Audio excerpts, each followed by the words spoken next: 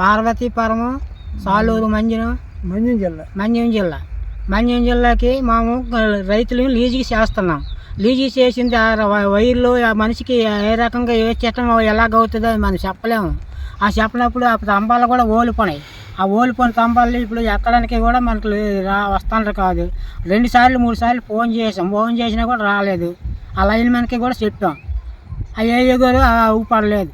దూరం కాదు, current office వెనక్కి పక్కే, మళ్ళీ దూరం కూడా కాదు. 3 పోలు దాటే కరెంట్ ఆఫీస్కి ఉన్న ఈ 3 పోల్కి అద్దు అంతే. కరెంట్ ఆఫీస్ నుంచి దగ్గర 3 పోల్లు ఉంది. అంటే కరెంట్ ఆఫీస్ నుంచి బ్యాక్ సైడ్ కి గోడ నుంచి 3 పోల్లే ఈ వాలే. ఈ వాలిన సంబంధించిన స్తంభాలు ఇంచుమించు ఎన్ని ఉన్నాయి, ఎన్ని ఎకరాలకు ఉంది?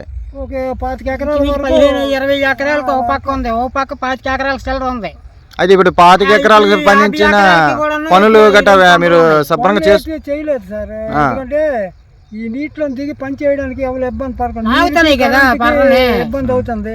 అది ఇప్పుడు ఆ స్తంభాలు ఎన్ని అడుగుల నుంచి ఎన్ని అడుగులకి కిందకు వచ్చాయి? అసలు 5 అడుగుల వరకు డౌన్ అయిపోయి, అంతకు ముందు ఒక కొద్దిగా ఎత్తుకుండేవి. ఈ సంవత్సరం మరి 5 అడుగుల వరకు కిందకు వచ్చాయి. కింద వెళ్తే తల కంటేస్తాయి.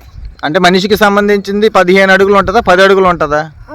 15 అడుగులు ఉంటుంది అంతే. మనిషికి సంబంధించింది అంతే. మరి మనం 6 అడుగులైనా ఈ 6 అడుగుల్లోనే మళ్ళీ అది అందుకుంటది. మరి ఇంకేంటి అంటే 6 అడుగుల నుంచి ఇంచుమించు 10 అడుగులు 15 అడుగుల దూరంలో నుంచే ఇది కిందకు ఉన్నాయి. పొలం పని చేయడానికి మీరు ఇబ్బంది పడే పరిస్థితి ఏర్పడుతుంది.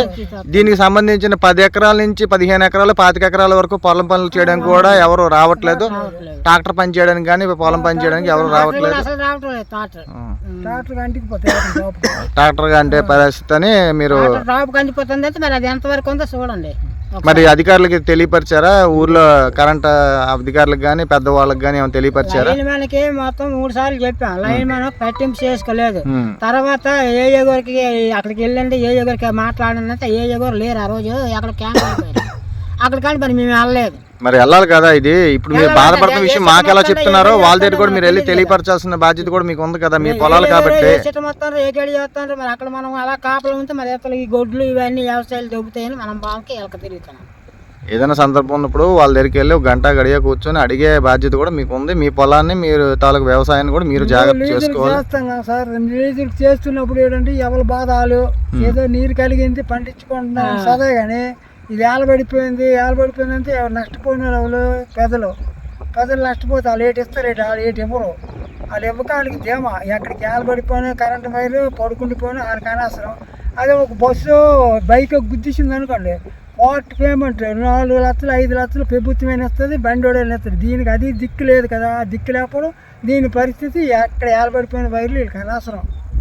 వీళ్ళకి హాయిగా ఆఫీసులో కూర్చుంటారు. వాళ్ళు కరెంట్ వెలుగుతుందో లేదా జనాలకి మనకి ఇదే తెలుసు, వాళ్ళకి అదే తెలుసు. లైన్ ఎక్కడి నుంచి ఎక్కడికి వస్తుందో కూడా స్టాఫ్కి తెలియదు. సరే, దీనికి సంబంధించింది అధికారులకు తెలియపరచడానికి మేము సిద్ధంగా ఉన్నాము. ఈ అధికారులు తెలియపరిచే సిద్ధంగా. ఈ రోజు ఏమైనా అధికారులకు లెటర్ ఇవ్వడం జరిగిందా? ఇవాళ వెళ్ళి లెటర్ ఇచ్చాము. లెటర్ ఇవ్వడం జరిగింది. ఈ త్వరలో చేస్తామన్నారు. అది కూడా చూస్తాము. చూసిన తర్వాత మరి మళ్ళీ ఒక చుట్టూ వెళ్తాం చేయకపోతే. అంతకన్నా మరి మేము ఏం చేయలేము. రైతులు కౌలు రైతులు మేము. అంటే ప్రతిరోజు సంబంధించింది ఒక 3 అంగుళాలు 4 అంగుళాలు స్తంభాలు ఒకటి కాకుండా ఇంచుమించు 15 స్తంభాల వరకు వాలిపోయే అవకాశం సందర్భం కనిపిస్తుంది.